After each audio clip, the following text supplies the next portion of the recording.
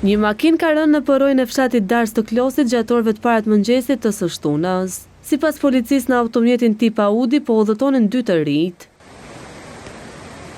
Drejtuesi 24 vjeçar Andi Losha ka arritur të dalë nga makina dhe ka shpëtuar, ndërsa 30 vjeçari Jurgen Karaj dyshohet se ka marrë rrjedhë e përrojt. Policia arrestoi 24 vjeçarin Losha pasi u largua nga vendi ngjarja dhe nuk i dha ndihmë pasagjerit të tij 30 vjeçar. Pas arrestimit 24 vjeçari u nënshtrua testit të alkoolit, nga i cili rezultoi se drejtonte mjetin në gjendje të dehur.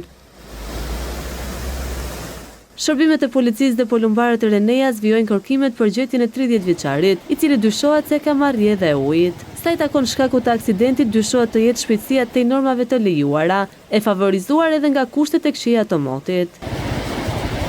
Materialet procedurale ju referuan prokurorisë për veprimet të mëtejshme.